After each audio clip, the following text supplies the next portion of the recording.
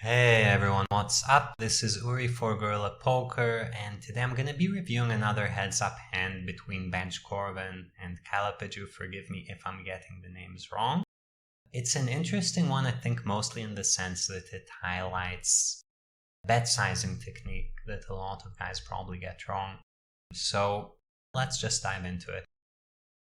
We're playing 25-50. Benj Corvin raises to 125, which is, I think I mentioned in a previous video, there's some play with sizings. Benj seems to just be going with regular sizes.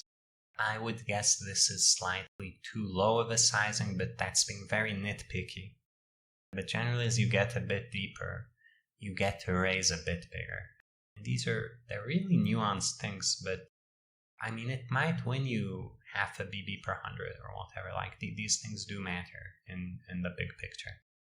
Kalapaju 3-bets 4x, which I think is a good size. As you get deeper, you 3-bet a bit smaller, I think for a multitude of reasons. But, when you're short, big 3-bets, give pocket pairs in such a tough time. And as you get shallower, as you get deeper, I mean, you can't give those hands a tough time without going insanely big. So your incentives for 3-betting actually shift a bit, and 3-bets get smaller.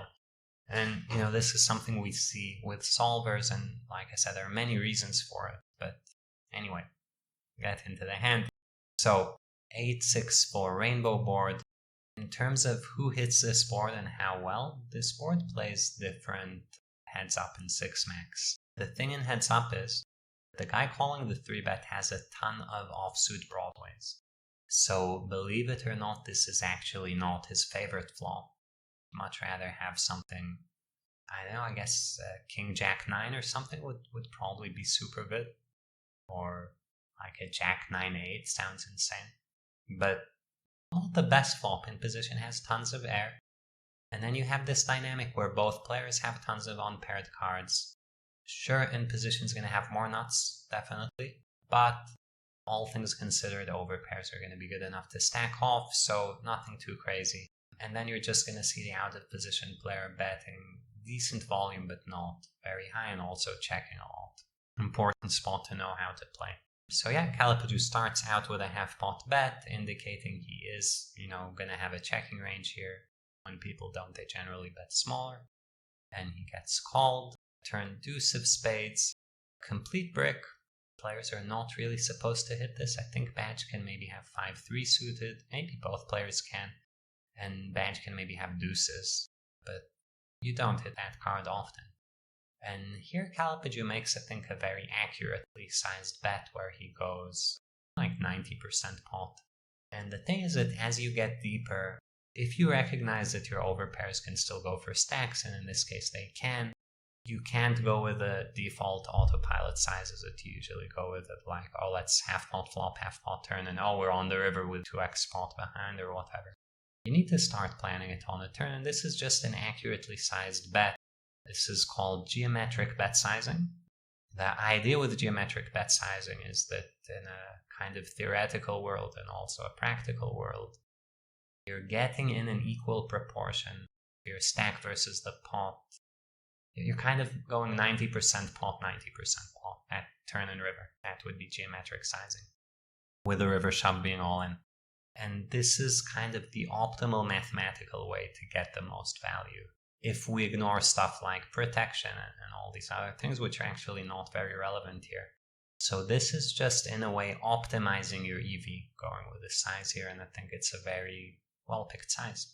So yeah, Kalapaju does bet this size. His range is going to be, we can think of a million bluffs, we can think of lots of overpairs. I don't know where the threshold is, because we're deeper, and position doesn't 4-bet everything, so maybe the threshold is jacks, maybe it's 10s, maybe it's queens. I'd guess somewhere around 10s, jacks can probably go for stacks. But yeah, bets big, gets called, river 9 of hearts. A card that changes a bit, but not a ton, so in position improves a bit. Both players can have presumably 10-7 suited, 8-9 suited, pocket 9s. Those are the main hands improving. In position hits it more. But yeah, probably overpairs can still shove, so Kalapaju goes ahead and shoves. I don't think 10-9 could shove, by the way. That's probably overdoing it. But yeah, he goes ahead and shoves and gets called. He has pocket queen, so very standardly played hand by him, and Bench Corbin just has nines, which is also a very standardly played hand. Can't imagine doing anything different on any of the streets, but still the hand kind of demonstrates a few concepts, so thought it's an interesting one to go over. Yeah, don't be afraid when your head's up 150 deep. Some guys are like, oh, he could have 8s or 6s or 4s or 7-5. Sure, he could, but not enough of the time.